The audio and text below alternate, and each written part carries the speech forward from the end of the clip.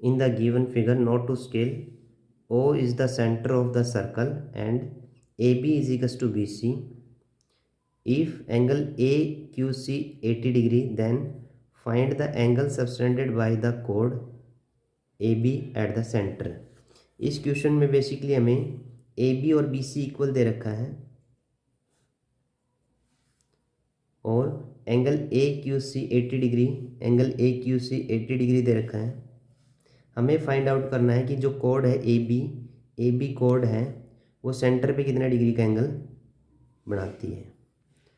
Angle इस question में basically angle जो B है प्लस एंगल Q है उसका सम 180 होगा, क्योंकि साइक्लिक क्वाड्रिलेटरल में अपोजिट एंगल्स का सम 180 होता है। तो इसका रीजन होगा साइक्लिक क्वाड्रिलेटरल।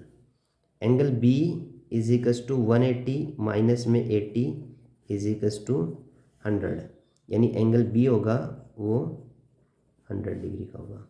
लाइन ड्रॉ करते हैं A टू C पे। अब ट्रायंगल ABC में देखेंगे, इन ट्रायंगल ABC के अंदर जो AB है वो बराबर है BC के। अगर AB और BC बराबर है तो ये आइसोसेलेस ट्रायंगल होगा, और आइसोसेलेस ट्रायंगल के बेस एंगल क्या होते हैं, इक्वल होते हैं। तो 180 के अंदर से 100 माइनस कर देंगे, 80 बचेगा। तो 80 हमारे पास में दो पार्ट में डिवाइड हो जाएगा, इक्वल में 2 से डिवाइड कर देंगे, यानी 40। ईच पार्ट हमारे पास में बचेगा 40। अब हमारे पास में जो एंगल होगा AOB, एंगल AOB इक्वल होगा ट्वाइस ऑफ एंगल ACB के, एंगल ACB के। अब angle AOB is equal to twice of angle ACB कितना है 40, यानी 80 डिग्री के। ये हमारे पास में जो एंगल होगा O वो 80 डिग्री का होगा।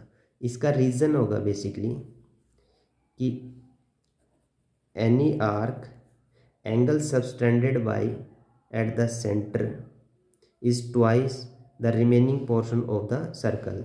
अगर कोई आर्क है हमारे पास में, ये AB एक आर्क है, ये आर्क सेंटर पे जो एंगल बनाएगी वो क्या होगा, बेसिकली ट्वाइस होगा किसका, यही आर्क रिमेनिंग पोर्शन पे कहीं भी एंगल बनेगा उसका। तो इसी आर्क ने रिमेनिंग पोर्शन, यानी हमारे पास में BCA पे जो एंगल बनाया है उसका ट्वाइस होगा।